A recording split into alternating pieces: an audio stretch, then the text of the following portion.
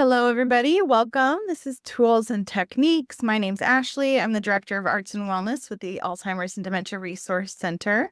And we have Christy Bernard here with Nurse Poppins. I just want to give her a few minutes here to talk about what they can offer to you. Thank you, Ashley. Hi, everyone. It's nice to see you all here today. I am, as Ashley mentioned, with Nurse Poppins and Senior Concierge. And I wanted to share with you about what we are able to provide for you if there's a need in the future or at this present time. What we do is provide a complimentary concierge service for placement in independent living, assisted living, as well as memory care communities.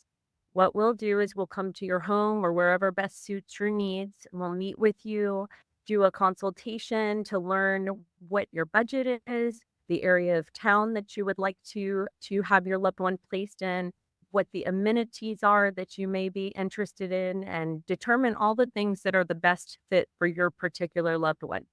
We will take that information and we will choose some facilities that we feel would best meet your needs and your loved one's needs, their care needs, as well as the budget and the location.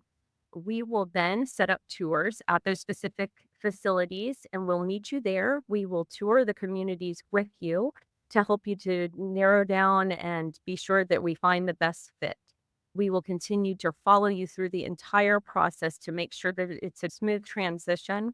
If you need assistance with filing for any type of paperwork, any type of Medicaid, we will provide resources for that, as well as answer questions and be able to guide you through long term care insurance, anything and from that nature or that standpoint. We will stay with you all the way through the placement process. We do follow ups and we are available up to 6 to 8 weeks to be sure and that your loved one is making that transition comfortably. We want to be the middle person for you so that we are taking the stress off of you.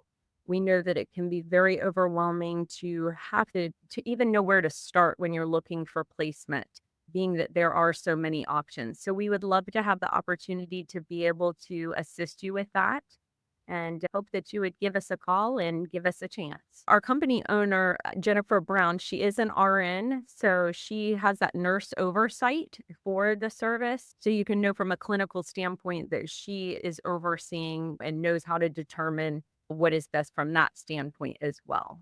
So Thank you so much, Christy. thank you so much. Thank you. And thank you for sponsoring. Of course. All right, so let's get into tools and techniques. This is for caregivers caring for someone living with some form of dementia. And the basis of our education today is going to be rooted in the positive approach to care with Teepa Snow. We're going to look at the GEMS model and hopefully you get a lot out of today. A little bit about ADRC, if you aren't familiar with us, we are the Alzheimer's and Dementia Resource Center. We have been providing services to care partners in the Central Florida area for over 40 years at this point. We just hit our 40-year mark last year. We provide local resource information. We provide a variety of support groups, skill building and educational workshops such as this one. We also provide a one-on-one care coaching, and this is an opportunity for you to come and sit with one of our team members and talk about some challenges or resources that you're looking for, and we can tailor resources for you directly. We also run the State of Florida Brain Bank. This is a post-mortem research study, and this helps to find a cure. We manage all of that for the family, and the family does receive an autopsy report. And we also have a podcast called Informed Aging with a lot of great topics. So I encourage you to check that out, and you can check that out on our website. All of the information that you're going to hear today is based in science and research, and again, the positive approach to care model. I'd like to start a little bit in talking about language and how our language is shifting within the field of dementia. We're moving away from the term caregiver to care partner. This is a partnership. We're not just providing care. We're not just giving care to somebody. We want each person to feel like they have say in what's going on with them. We also say person living with. So, person living with Alzheimer's disease, person living with Lewy body dementia, rather than the demented person or, oh, they've lost their mind. They don't have their memory anymore. So, this is a person living with a specific disease. Family, we use this word a lot when we're talking and educating. Family refers to everyone in your inner circle, everyone who is taking part in that care. We have long distance caregivers.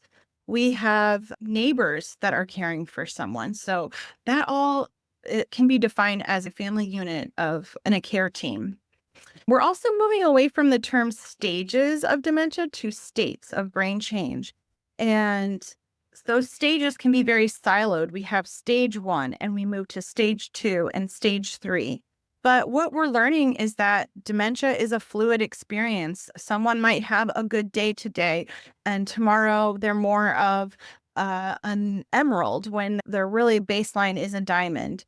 And there are factors that can contribute to someone's lucidity in that day. And so it's more of this fluid state of mind rather than a siloed stage. Also, we instead of saying memory loss, we're saying brain changes. And we want to really focus on what our person's abilities are in the moment rather than their deficits and what they're not able to do. And so when we're shifting our language, saying brain change rather than memory loss can help us remember to focus more on what our person's still able to do. And when we say challenging behaviors, we want to move into a mindset of this is a response to our environment. So, what is going around our person at this time? And so, we want to take a look at what's going around our person at the time that they're having a behavior that is challenging to us. It's probably something that we can change. Are they having their needs met? Are they hungry? Are they thirsty? Are they feeling lonely? Are they feeling frustrated because they can't communicate? Having that mind shift to what in their environment can I change rather than, oh, they're just having a challenging behavior that requires medication. I'm going to touch a little bit now on dementia. So, dementia is an umbrella term that refers to a collection of symptoms that affect a person's ability to perform everyday activities. And that's two or more parts of the brain are dying, they're being affected. And within that dementia umbrella, we have four main types of dementia that we often hear in a clinical setting, and that's Alzheimer's disease, and that makes up about 50% of diagnoses. And that includes a classic onset, so you're older and you get a dementia diagnosis. There's late onset, which is much later, so maybe in your 90s. There's young onset, and that's before the age of 65, receiving a diagnosis. And then there's something called hippocampal sparing. So dementia or Alzheimer's disease, it begins in the hippocampus, and that's our memory center in the middle of the brain. But there is a type of Alzheimer's disease that spares the hippocampus and starts in different places in the brain. There's Lewy body dementia as well as Parkinson's disease, and sometimes those two can go hand in hand and look very similar.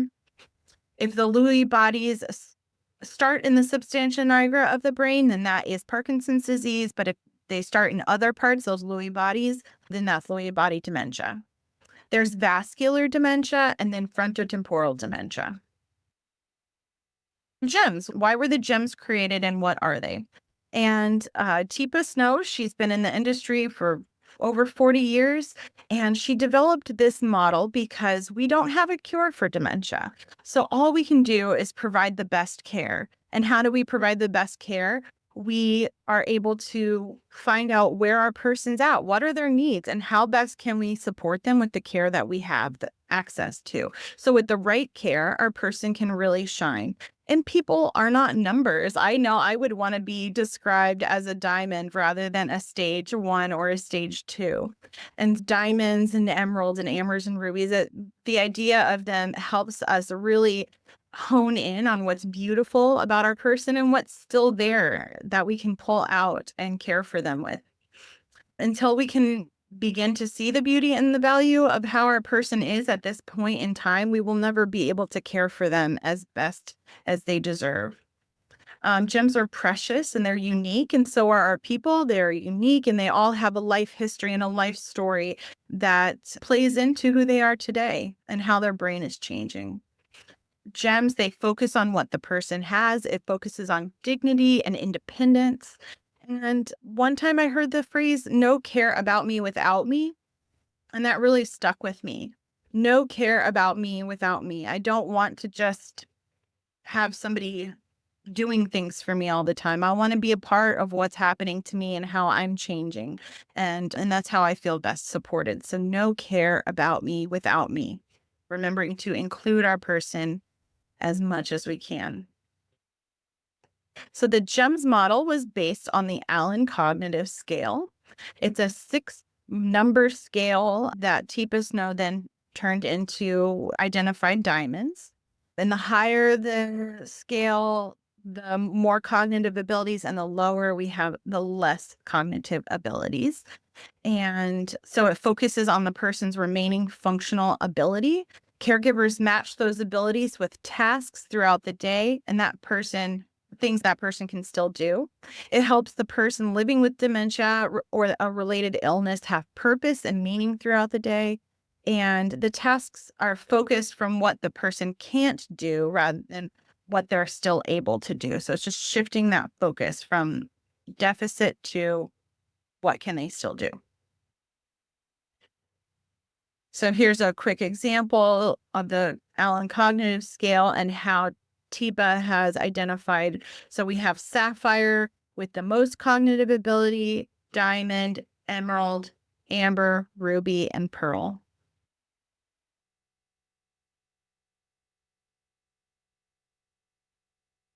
Let's start talking a little bit about awareness and orientation and how our body and our brains take in data. So, awareness. We have 3 zones of human awareness. So, that's public space, that's being around others, but there's a distance, that 6 feet difference that we all learned about during the pandemic. Then there's personal space. And so, someone may define personal space that may be independent. The person may feel like you're too close or too far away. So, that's a personal space preference. And then there's intimate space, and that would be when we're very close to someone and able to touch them. So these are things to keep in mind when we're providing care: our public space bubble, our personal space bubble, and intimate space. And there are 5 ways in which our brain takes in data. And the first one, and the one that we take in the most data, is through vision. So our eyes. We're taking in how much light is in the room, what objects are in the room that I have to navigate through, what I do with this thing, color. There's just so many things that our brain identifies through our vision and tells our body how to respond. So then there's a verbal. We respond with data through verbal cues, hearing what's going on in the room. Is it loud? Is someone asking us to do something? Then there's touch. We respond through touch. So hot and cold, soft, hard. Is the ground beneath me firm and stable, or do I feel insecure in my footing? There's smell and taste, and all of this affects our person and how they are navigating the world around us. And so the more we understand about how our brain is taking in data, the better we can provide care to our person. So, with vision being the first line of information our brain gets, that's one of the first things that we see changing with dementia. And so, pretty early on in the disease, we lose peripheral vision. And so, if everybody can take their hands and put them over their eyes for a moment as if they were wearing a scuba mask, this is the field vision our person is likely experiencing early on in the diagnosis. So anything outside of that scuba vision, the focus is probably not there. So loss of detail and just not able to see clearly. Then we move into binocular vision. So if you take your hands and you put them over your eyes, binocular vision. So again, that field of peripheral vision is reducing as the disease progresses. And this is going to be very important to know and remember when we're caring for our person, because if we ask them to do something and We're standing over here outside of their peripheral vision. We're not going to make a connection point with them, or they're not going to see the task that we're asking them to do. And that can cause some frustration.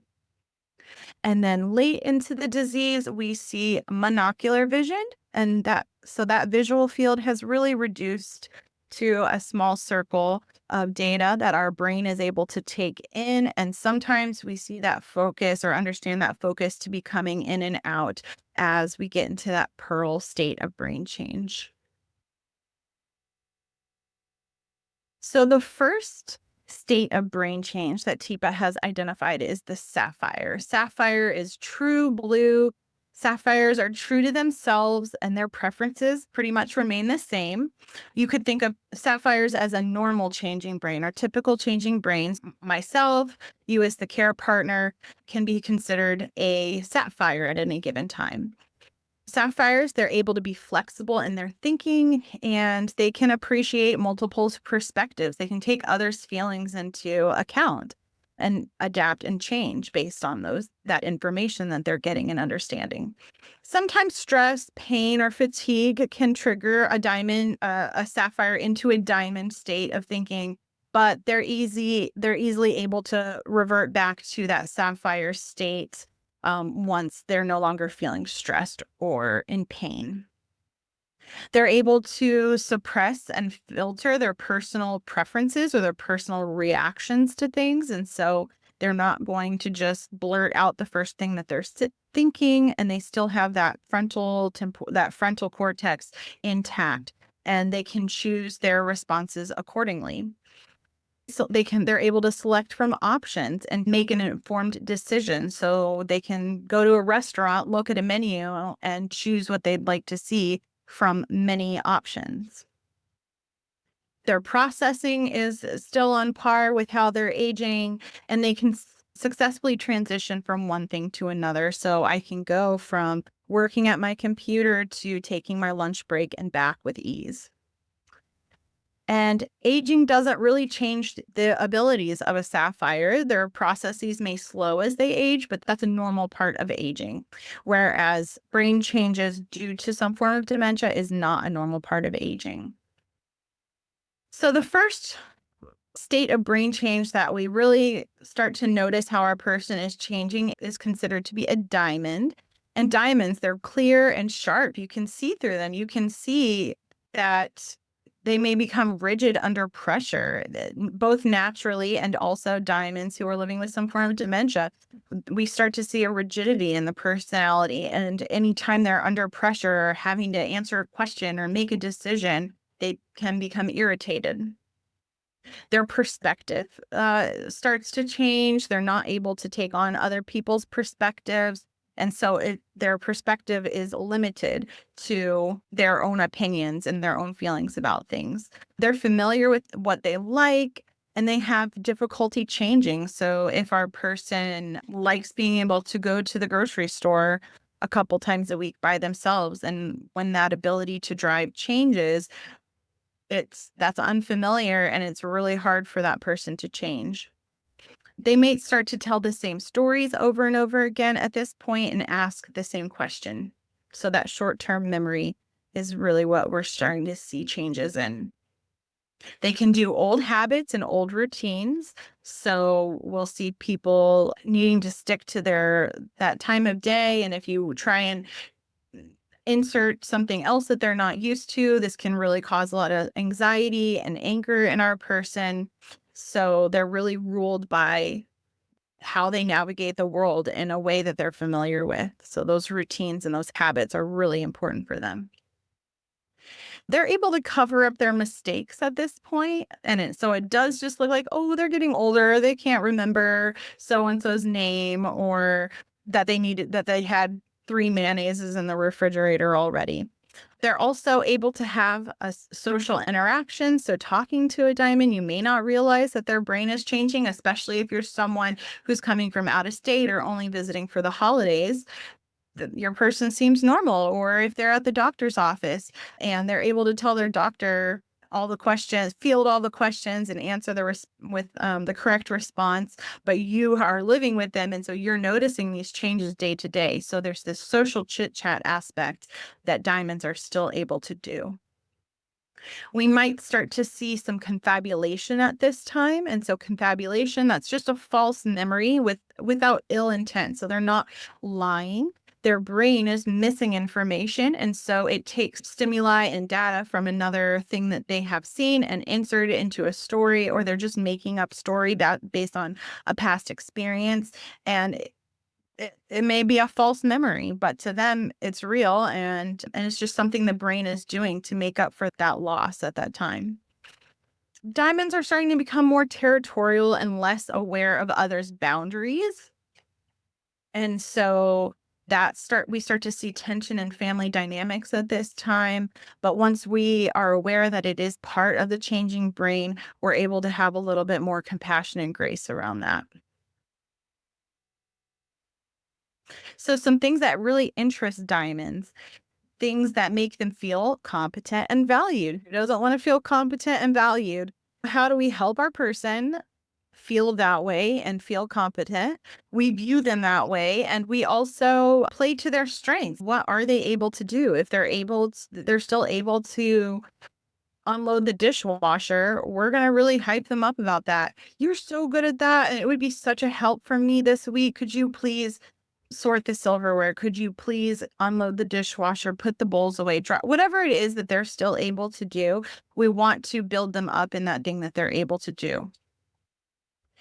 What they enjoy and who they like is a big interest of them. They want to stick with the things that they like doing and not do the things that they don't like doing. If that's taking a shower, they're just not gonna do it because it doesn't feel good anymore. And I'll talk a little bit about bathing at the end, because I know that can be something that comes up in all of the gem states. So they also really like what gives them a sense of control and autonomy in their life. And I think someone at any stage or state of brain change, this is going to be really how you connect with your person, is allowing them a sense of control and autonomy in what's happening. That sentiment, no care about me without me. I want to be involved. I want to make decisions. So how can we help diamonds? We got to learn early on that we have to change as the care partner. They're not able to change. And so we're going to change our language. We're going to change our approach. We're going to shift our thinking and our mind about our person and how best we can help them. We're going to stop arguing, and we're going to stop with reality orientation. So that confabulation that we see in that diamond phase or state, we're not going to correct those false memories because it doesn't really matter, and it's how they are thinking at this time anyway. So we're not going to say, "Oh, that didn't happen," or "They were never there." We just agree with them and we enter their world and their reality. We're going to get rid of, "Hey, do you remember, or did you remember to do this? Do you remember so and so coming?" And so we're going to just take that word right out of our vocabulary. We're going to repeat the gist of what was just said. So we're going to reflect back what we heard them say. "You really want to go for a walk today? Okay, let's try and make that happen." We're going to remain calm and friendly, even if our person's feeling agitated. We're going to limit sharing information up front, information that they're not able to understand or retain at this time. So if there's an important appointment that you want to get to, but you're concerned that your person isn't going to make it there, or that they're not going to want to go in that moment, even though they had said that they would last week, we're only going to give them the information that they need for that short period of time. About an hour before, we're going to say, "Time to get ready to head to Dr. So and so's office," or "Time to meet up with our friend for lunch." Repeated stories mean our person wants to connect with us. I know it's so hard when that story has been shared 5 times in the last hour.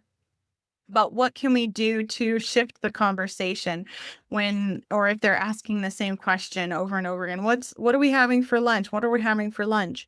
"Oh, we're having The Tuscan soup, you love that, and your mom used to make it. Tell me about your mom in the kitchen. I know she loved to cook. So we're going to shift that conversation a little bit to help get their mind off of worry or repeating the same thing over and over again, because that's what feels comfortable to them in that moment. But we can help them get out of that rut.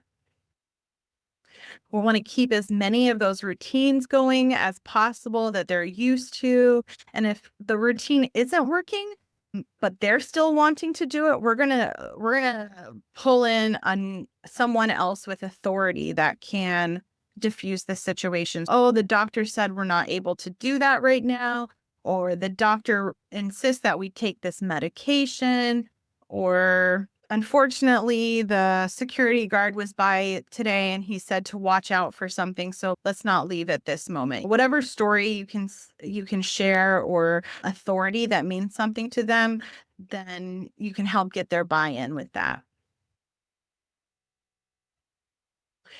Really early on, we're going to learn that I'm sorry can be a very powerful tool. So, this is where we first learn I am sorry with diamonds. So, we want to state our intent. I'm sorry, I was trying to help.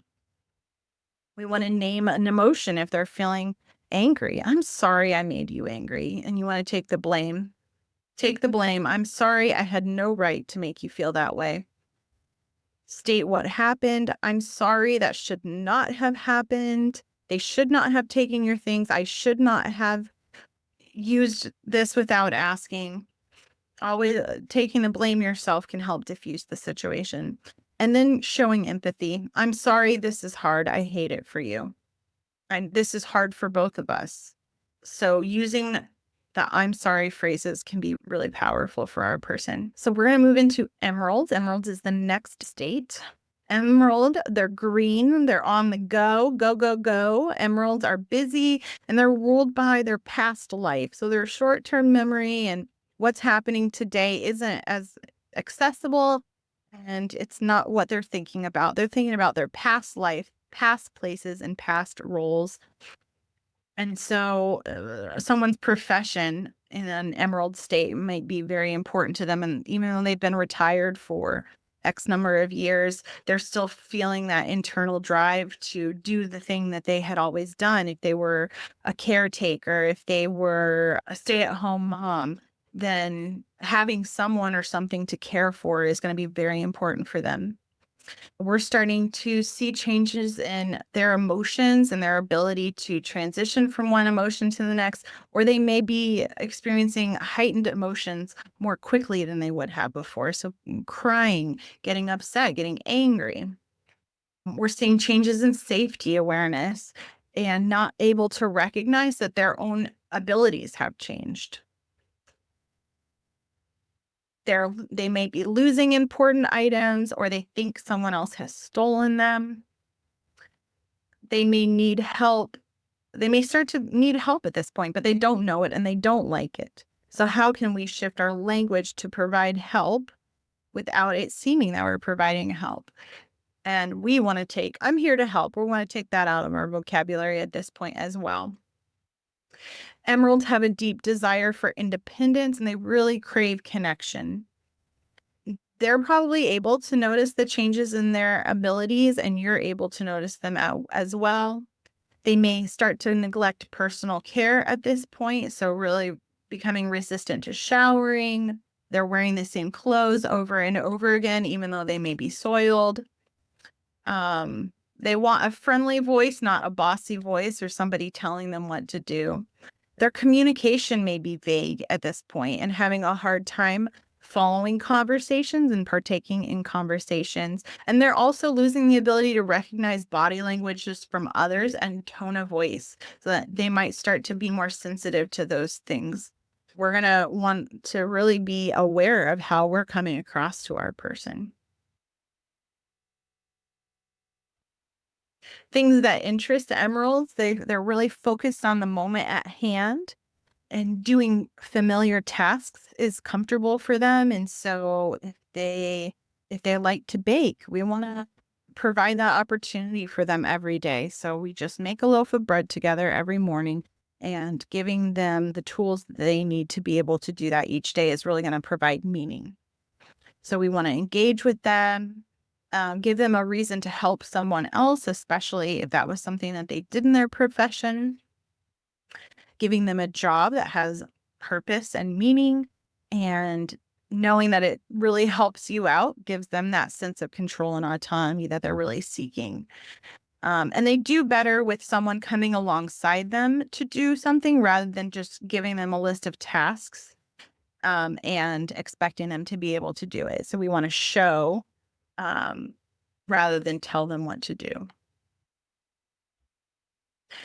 So some challenges that we're starting to see with emeralds is struggling to get words out. They're losing nouns and they experiencing something called circumlocution. And so that is not knowing what an item is, but being able to describe around it. So when they can't refer to the refrigerator, they're going to say, the thing over there in the room where we make stuff, the thing that holds cold stuff. And so when our person is having those troubles, we want to give them space to be able to explain what they're trying to say. And you reflect back what you're hearing to try and get to what it is they're trying to communicate with you. So if it is refrigerator, but you're still not picking it up, you want to say, what do we put something in it? What do we do with it? So you can ask questions like that to deduce down what it is they're trying to say.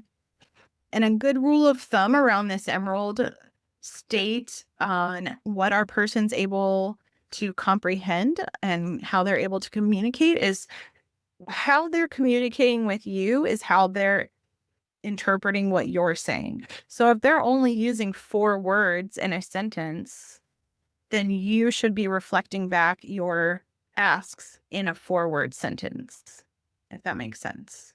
Okay. So we're going to try and identify how our person is speaking with us. If they're just answering with yes or no questions, then we want to ask a yes or no question or a statement. So time for lunch or eat, come eat. And then we're going to start incorporating more visual cues as well. We're starting to see in this emerald state mistakes in personal care. They may refuse help because they don't want to feel stupid. They don't want to feel like they can't do something anymore. Their emotions are starting to get out of control easily at this time, and having a hard time regulating how they're feeling. They will either think I'm more able than I actually am, rather than seek guidance and reassurance. So that they're like, I can do this thing, even though they may not be able to. And I will remember how you made me feel more than I'm going to remember what you did. So however you made me feel in our interaction, I'm going to carry that through. So if you have a caregiver in a care setting, a paid caregiver, and maybe that interaction didn't go so well because they were new, our emeralds retain that same feeling like you didn't make me feel very good because we didn't know each other very well. And so that can put some strain on the relationship. Really connecting first is going to help our emeralds thrive and the rest of the gems. So at this point, I want to do hand under hand technique. And I have a prop here with me, but there's also a picture demonstration in the slides on your screen. And so hand under hand is a technique that Teepa developed. And at the emerald state of brain change, this is a good time to start testing it out and using it when you are interacting with your person and you're getting into that personal or intimate space awareness with them. I have this hand here that I filled with rice to help demonstrate. But for hand under hand, we're going to go into a shaking hands position. We all know how to shake hands. So we're going to go in to shake someone's hand. And that usually lends us into this butterfly. You'll see in the second picture of the 2 fingers extended, that's a butterfly stance. The thumbs are interlocked. And then when we bring our hands around and we flip it up, our person's palm is at the top and our palm is underneath. And that's important because our palm to palm sends a signal to the brain saying that I feel supported and I have stability. It's also beneficial because our hand has different purposes. We have We have two strength fingers. Our ring finger and our pinky finger are our strength fingers, and our middle index and thumb are our skill fingers. And so when we're in that hand under hand stance, we're able to hold the palm this way and still use a tool this way. And so if I'm helping somebody eat, for example, I can still hold onto their hand and use my utensil to bring it to their mouth. And this is very important because if I'm having visual changes and my awareness to time and space is changing, and then somebody just brings a spoon to my mouth, I'm going to be startled and I may not want to eat after that. But if I'm holding somebody's hand, my brain is telling me that something's coming at me because my whole arm can feel it because I'm in that movement as well. And I'm not going to be as startled when something comes to my mouth. And eventually, after a couple of motions of that, we can easily shift into handing it to our person. So then they're able to do it themselves as well. So the brain is being triggered by that gross motor movement of getting the utensil to the mouth if we're talking about feeding. But you can use hand under hand to help someone button, to brush teeth, to brush hair, and even get dressed at times. So there are so many ways that you're able to use hand under hand that really helps our person stay independent and be supported. Here's one more slide with hand under hand that kind of gives you an example of what it would be like to help somebody eat using that technique and how you're still able to use your skill fingers to hold an object. All right. So, positive action starters. This is also a good thing to keep in mind with our emeralds and as we progress. So, positive action starters, they're exactly what they sound like. They are providing a connection or um, positive interaction with our person before we provide any kind of care or help to our person. So, we want to connect first. We want to give them a compliment. Your hair looks so beautiful today. I love that color shirt on you. Your glasses look so nice on you. Whatever it is that you can see about them, you want to make a connection that way. And be sure to compliment their skill in this area. You're so good at this. I could really use your help. Or I love how you care for the plants in our home. Can you help me water them today? We want to try to hold up or point to an object that you would like to use. So possibly sharing in their dislike. So if they're not wanting to brush their teeth, we want to say, "Ugh, yeah, I don't like brushing my teeth either, but let's try this." And so we hold it up and we're going to do the action that we want them to see. But we want to start with connecting with them where they're at. I don't like to do that either. Oh, this is not what I want to be doing today, but let's give this a try. We want to offer choice, but no more than two choices. And using those visual cues, would you like the black pen or the purple pen? And we want to show that to them right in that line of sight, remember, because they're peripheral vision. We're not going to hold them up this way. We're going to hold them up in front and we're going to offer two choices. Would you like coffee or tea? Would you like it in the blue mug or the yellow mug? Just giving them throughout the day, if there's ever an opportunity, even if you know what their answer is going to be, if they always want coffee in the morning, we're going to offer them a choice so that they have that feeling of, I made that choice. I'm still able to do that. I can say yes or no.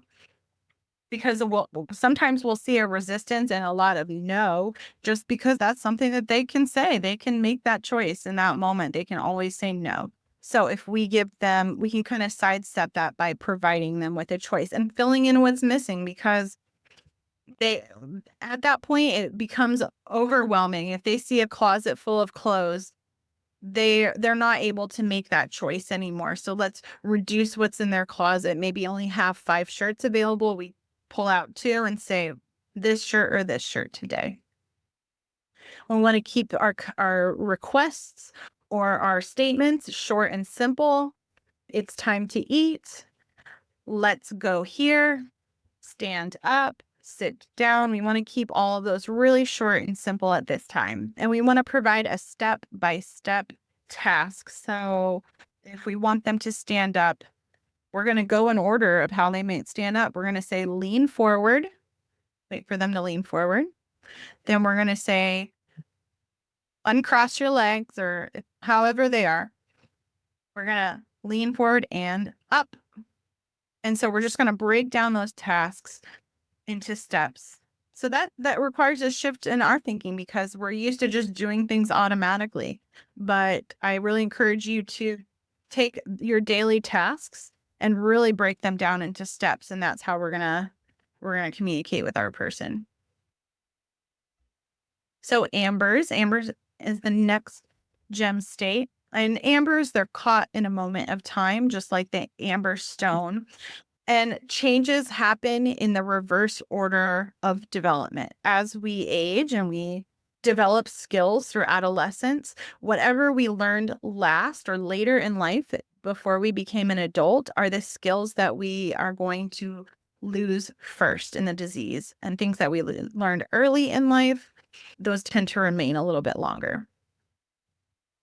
Ambers, they live entirely in the moment that they are in. They're not really socially aware anymore at this point.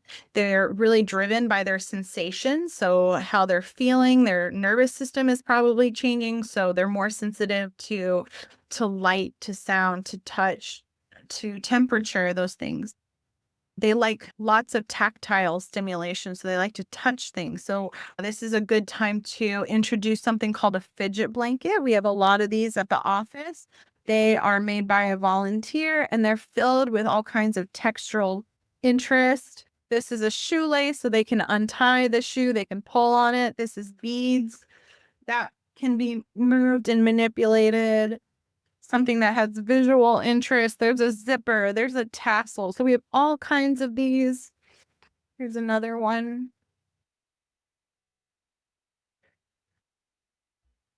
All kinds of interesting tactile stimulation, sound. This is a good thing to start introducing for our ambers. It gives them something to focus their energy, something to look at and to fill that need. Well, we often see ambers start to fixate on things. So they might be rubbing a hole in the chair because it has a little texture to it and they keep rubbing it and it rubs it raw. Or they're picking at something or they're looking for little things on the floor. So they're really ruled by how they're feeling and stimulation with touch. They're explorers. They're looking around their environment. They might start to collect things. So that they might be hoarding pens or papers or things like that, making piles around. There might be rummaging, getting into things. So you're feeling like the kitchen is a mess when you get home because they're looking through kitchen cabinets or drawers, or they're taking all the laundry out and putting it in a pile even though it's clean. So they're really seeking interest and stimulation. They're probably feeling a little bored. Ambers, they tend to invade other people's space, but they can also need their own space. So they can be public and noisy, or sometimes they can be quiet and reserved. So really knowing our person and what they need best is going to help them thrive. Again, they're all about their sensory tolerance and what they need in a sensory aspect. They have lost all safety awareness. Egocentric, so again, just really focused on themselves, and they're not able to understand other people's needs or desires.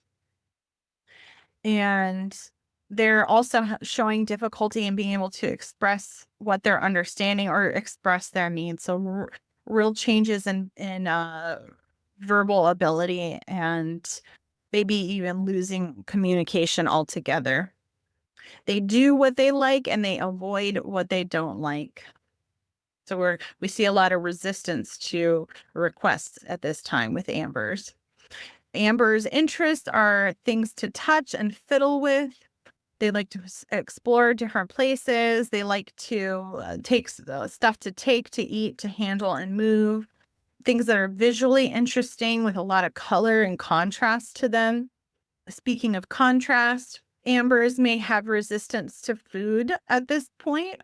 And so one thing that might be helpful around mealtime is having a high contrast plate. So if we're used to having white china or white plates and we're putting chicken and mashed potatoes or cauliflower, there's not enough contrast on the plate for their eyes to take in the data that it's something that they want to eat. So if we provide them with a red plate or a blue plate and we have things of different color, it'll be easier for their brain to sort out what's on the plate that they want to eat. So they like to follow people who look interesting or sound interesting. I know when I worked in a memory care setting, Ambers would love to follow the entertainers around because if somebody came to play music for them, they were usually dressed up in a way that they're not used to seeing, or bringing an instrument, or they're bringing a mic and they're singing and boisterous and have a lot of personality. And so our Ambers would really flock to our entertainers or somebody that was coming in to do an activity with them.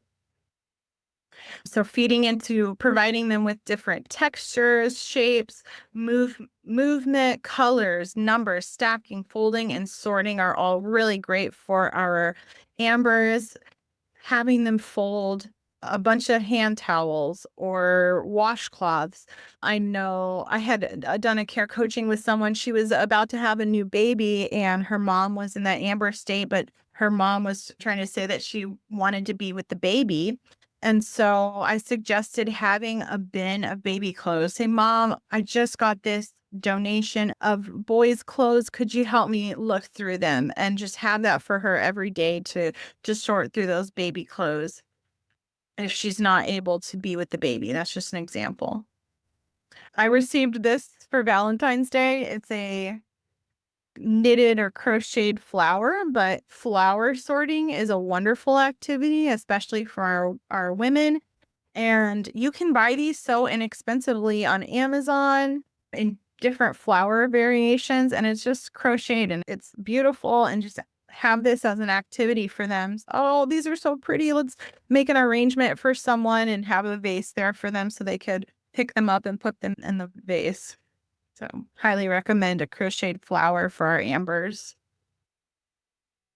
So, challenges we've already discussed with ambers is rummaging and getting into things. Sometimes, if they're in a community setting, they could bother others. Not understanding what their caregivers are doing, not liking being helped, touched, or handled. They're no longer enjoying showers. We see that at this, they might start have repetitive language or perseveration where they're saying the same thing over and over again. We're getting close on time here, so I'm gonna try and get through the next two pretty quickly. To connect with ambers, we want to make an emotional connection. We want to use props. We want to consider parallel activities and engagement. So coming alongside our person rather than telling them what you want them to do and then leaving. Let's really come alongside them. We want to look at the thing of interest that we want to share over. We're going to make a visual connection. We're going to talk less and we're going to wait in between what we're trying to say and take turns to enjoy the exchange. So we want to give them time to respond, and it may take them 90 seconds to interpret what you're saying to them. So that can feel like an eternity, and we want to fill that space with dialogue. Sometimes that's how conversations usually go, and so it can be uncomfortable to have a pause. But just give them some time and they will probably be able to respond to you, even if it is just one word. Like I said earlier, we want to provide visual and verbal cues when we're giving instruction. So we're getting towards the end of the disease. Rubies, they're deep and strong, but people often see that rubies just stop at this point and they're not able to engage with the world around them and the people with them. But I believe that we really can still engage our rubies. We see loss in fine motor skills at that time, but they're still able to do the gross motor movements. So walking, sometimes rolling or rocking in a chair. The hands might be beginning to be more stiff or contracted.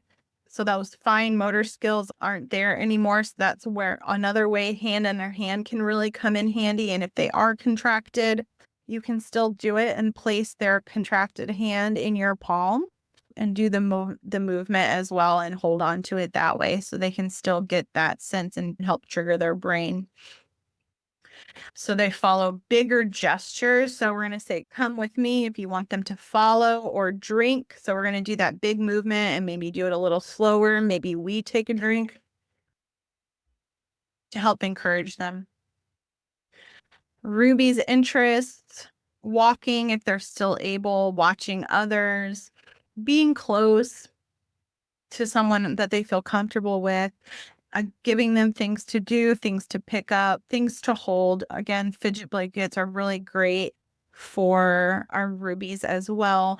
Things to chew or suck on. Sometimes there's an oral fixation, and so there are some safe things that you can give our rubies to fill that need to chew or suck on something. And then rhythmic movements and actions. If we want our person to stand up, we may, or they're not getting started when they're walking, we may want to hold them gently by the shoulders and rock them back and forth.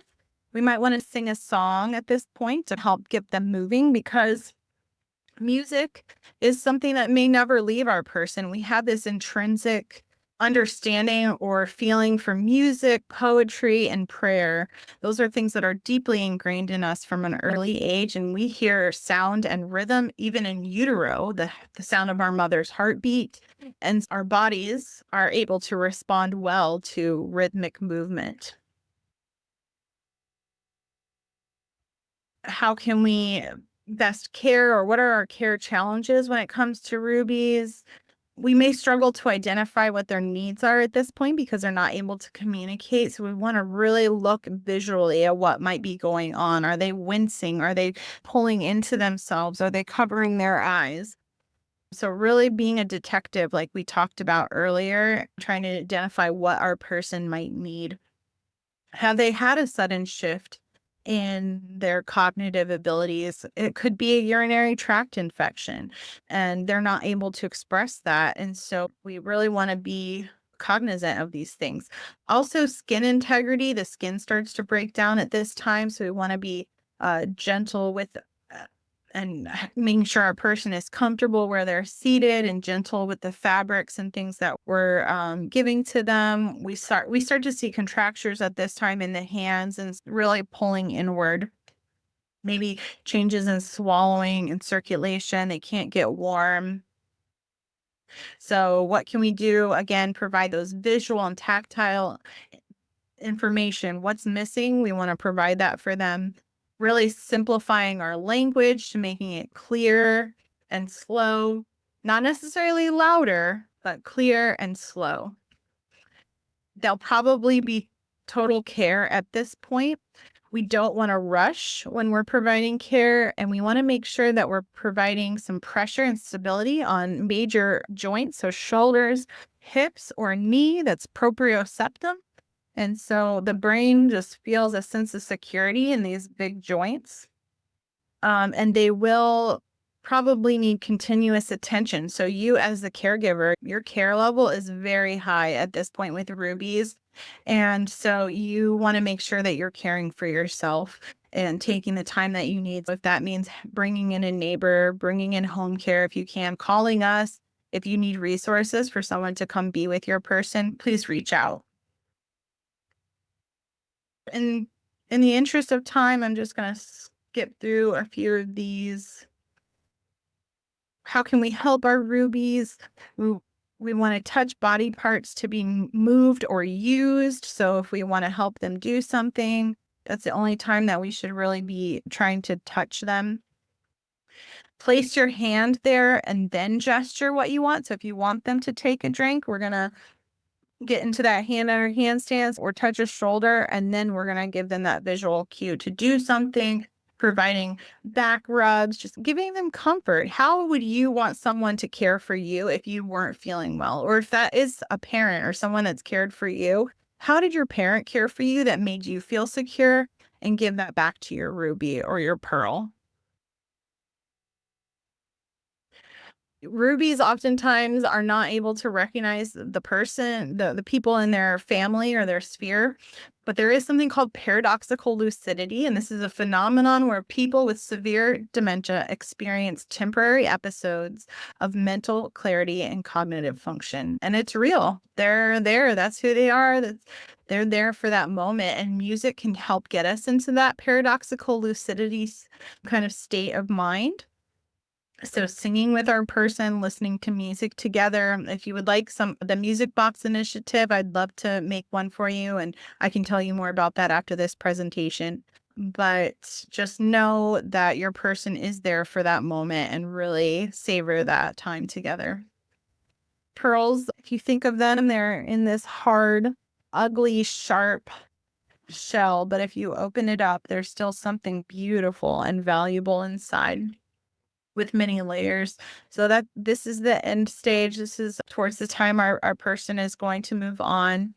Multiple systems in the body are breaking down, and there's the connection between physical and sensory world are not really there anymore. We are often their bridge to connection. And music is going to be your biggest ally for pearls. A quick story: when I first moved to Florida, I was opening an assisted living building, and the team had asked us to go to a location after some hurricanes, and so their staff could have a break. And so we didn't know any of the residents, and there was a woman who was definitely in the pearl state. She was in her room facing the wall. So her bed was up against a corner, and she was contracted within herself, just laying there. And so I looked around, I saw that her room had some crucifixes in it. And so I started just singing the Lord's Prayer next to her bedside. And she turned over to me and started making vocalizations as if she knew and could follow the melody of the song. And I just really encourage you to connect with your person. A positive action starter may not work for our pearls at this point, but music will. Music, prayer, and poetry are going to help connect with them. And you might want to do that before you provide any ADLs, activities of daily living. So pearls, they like pleasant and familiar sounds, voices, warmth and comfort, soft textures, pleasant smells, things that taste good to them, smooth and slow rhythmic movements. Yep. So I just want to touch real quick, if you guys have the time, to talk a little bit about bathing and some techniques for that, because I know that can be challenging for our care partners. What can cause a challenge with bathing? So no sense that bathing is needed. So that sense of smell, our brain's not getting in that data that something might not smell so pleasant, or memory that we have showered recently or not showered recently. They have a sense that bathing has already happened. There might be a need for privacy despite the need for help. And so we want to be aware of how to provide them with privacy and dignity while also helping them. So that might mean picking up some kind of devices for showering that gives them that sense of privacy. No, not having a sense that assistance is needed. They might dislike the space. Maybe the space is too small, or the temperature isn't right. It doesn't look right. The echo may be disorienting for someone. Maybe they have a bad emotional memory around showering, or a time that they fell, and so they're feeling uneasy in there. And also dislikes of the caregiver and the person that's providing the care. So maybe we want to bring someone else in to help with this. They may have a fear of falling, a fear of the water. The water sound can actually be loud in that shower as well. So just being aware of that and trying to tweak it. And then also not understanding what's happening in the shower. There's a lot of sequencing that goes on in the shower. So not feeling comfortable in their abilities to do it. So I have to get in. I have to know which one's hot or cold. My body's changing. And so hot may not feel as hot, or cold may feel really hot. The water might start to hurt my skin. And so there's just so many things that go into showering and bathing that can be challenging for a changing brain. And so the goal is not always to take a bath or to take a shower. The goal is to keep everyone safe. We don't want to hurt our person, and we don't want to get hurt. baths and showers may change. It may look like a sponge bath or using other adaptive tools to get our person clean. So getting clean is the goal, but not just taking a bath or taking a shower. It doesn't have to look like that anymore as our person changes. Before you begin, you want to know what their history was. When did they take a shower? If you tried to wash my hair every day, I would be so upset because that's not my history. If you tried to use a brush on my hair, I have curly hair. And so if somebody that was caring for me didn't know that and they tried to do those things, that can create friction in that experience. So really knowing our person and their grooming habits through life, if they were somebody who only showered every couple of days and you were trying to, or your caregiver was trying to get them to shower every day, that would create friction. So really knowing our person is going to be key. What time of day had they always do it? Did they shower in the morning? Did they shower in the evening? And trying to stick to that, even though it may not be as convenient for the care partner or whoever's providing the bath, it's what's going to ease the situation better. So you want to check your environment. Yeah, there are a lot of things on the counter that could be distracting for our person. Are there rugs in the bathroom that have a dark color to them? Because that can look like a hole in the floor to our person and can cause fear in the bathroom. Did we turn the shower on ahead of time so that the room is warm and steamy so they feel comfortable going in there? And are we providing modesty and privacy like we talked about before? Do we have all the tools that we need for them, but only those tools and nothing else? So if there's a bunch of things on the counter like a blow dryer or makeup or perfumes and they don't need those things, we want to remove those from the counter. So all they need to do is make the decision with the things that are there. And then another tip would be to throw the towel in the dryer. Even though the towel is dry, put it in the dryer so that it could be warm for our person when they get out of the shower, and that can be more enticing for them. All right, so that's all I have for you today. You can follow us on all of our social media platforms. We're on Instagram, Facebook, and YouTube, and then getting on our email list so you can know about other workshops that are coming up. So I highly encourage you to follow us wherever you can and check in on our website as well. So thank you all so much for being here, and I hope you have a great rest of your week, and I'll see you at the next one.